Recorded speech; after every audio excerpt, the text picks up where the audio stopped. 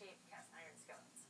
We currently make the New York, Wisconsin, Illinois, and Minnesota pans, and there's definitely more to come, so stay tuned.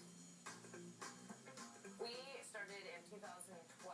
I made an art piece. It was a 48-state map of cast iron skillets that I made by hand, and the reaction was more than we could have ever expected. What makes our skillets so unique is that they really do straddle the line between art and design and utility.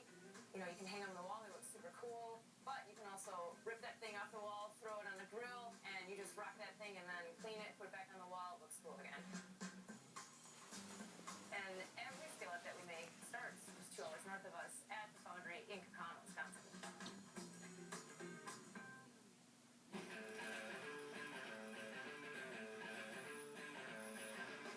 The owner, Dave Roloff, is a third-generation foundry worker and just an expert at the craft. Melissa, welcome to Roloff Manufacturing.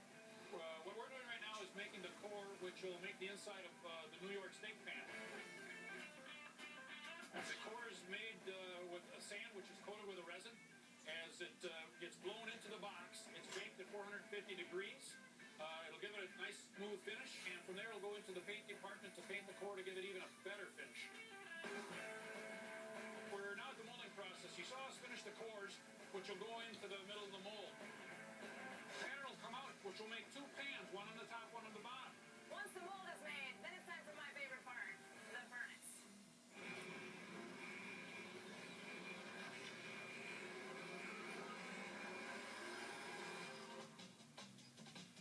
Every time I see that happen, it's just so amazing.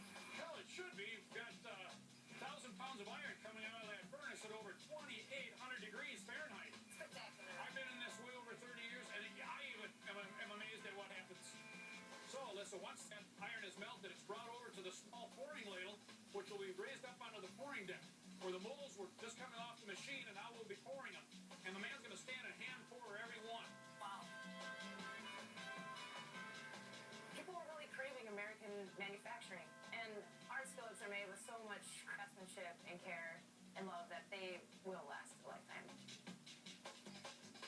From there, they'll go through a cooling cycle, and you'll now have the finished skillet. We'll grind it to give it a nice finish and send it off to you. I love it. Seasoning is the last step. This is where we put the pans through a cycle of heat and oil until it gets to that revered nonstick glass. That is a finished skillet.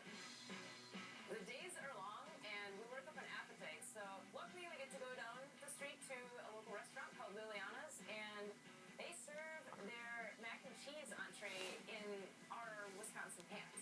That's pretty good. It's a perfect fit. That was unbelievable. And I love a cast iron skillet, but this, So cool. I mean, New York, hey, New York, we got you covered right here. I take issue with this pan. How are you taking issue with the pan? It's Because, New York. as you can see, Long Island is right here on the pan, and it has no mac and cheese in it. There you go. Thank you. And there you have it.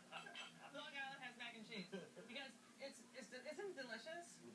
All right, you guys. Well, up next, this guy right here is cooking with the country superstar Jennifer Nettles when we come back. Still to come, everything's better with bacon and this rich, cheesy mac from